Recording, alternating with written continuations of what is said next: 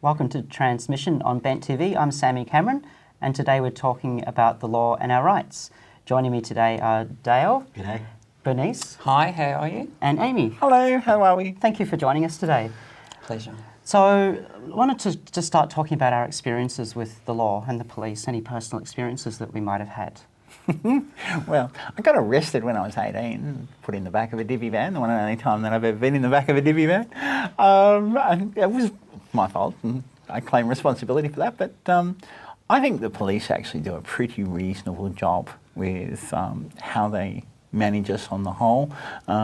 They have pretty ordinary laws and so forth, but generally speaking, I think if you put something out there and you behave yourself and let the police do their job, then you don't get treated too badly. Your experience was a long time ago. It was a long time ago. So I think things have changed a bit now. So Yes and no, I still think female to male transsexuals are still vulnerable, especially pre-T. They're a bit vulnerable. They might be telling the police officer, look, I'm a boy, and be taken as a girl, and a little bit of attitude maybe from them would get their police back up. You know, I've got rights and this and that. Goes a long way to stirring up the police. But I still think F2Ms are a little bit vulnerable to police. But we're learning, the police are learning that not all female-looking people are female and not all male-looking people are male. Yeah. They're slowly learning, and it's come along. We've got laws. Yeah. and the police have now got procedures in place to deal with these sorts of issues now too. That's right, yes. I'm an actual serving member of Victorian Police. I've been in the job for 10 years. Initially, my experience with police as a young person was fairly good. I always had respect for police. I think that's the key, isn't it? It is, yeah, and we were scared of them basically because we knew that we made a mistake. You know, we not only did we have to deal with the police, we had to deal with our parents. Yeah, So you got in trouble at an early age in life then? Well, I never really got into trouble, but I had a respect. So I thought I don't really need to know how they operate to find out. So, and since I've joined the police, they've been very supportive of myself. I got in on my merits. There was no special treatment. And I've enjoyed generally the structures set up for anyone who wants to join, regardless of race, gender identity, sexuality, religion, whatever. So, which is a great thing. So, and you were the first. You're the first serving police officer to be transgender in the Victorian Police. As far as I know, yes, and I joined back in 2004. Okay. So under the then Chief Commissioner Christine Nixon, who I found very supportive, and she gave me my what we call our Freddie, our badge. So so she presented me with that, and she was good. So look, you know, members always have different points of view about different people. You know, it was a bit of a rocky road with all the media coverage at the start.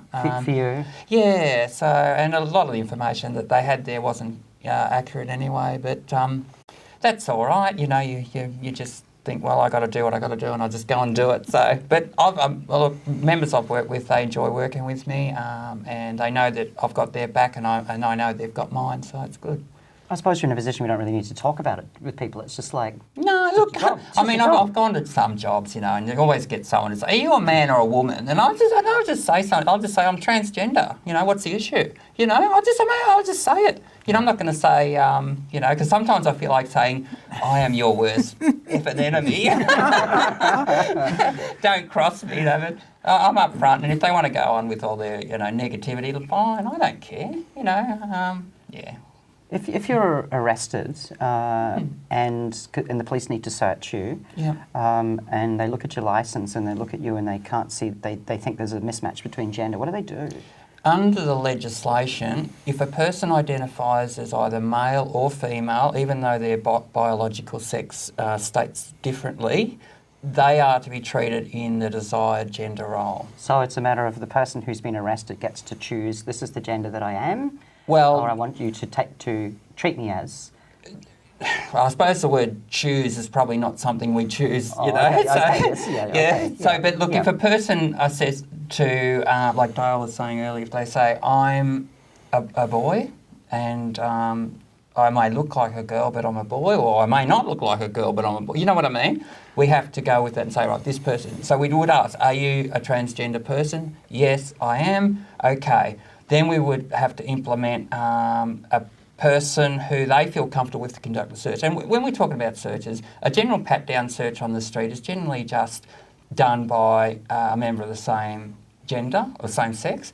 But if it's a more intrusive search that is required because the person's in custody and is brought back to a cell and we need to conduct a full search, which involves not only a pat-down but an intrusive search, we have to get permission from a senior officer.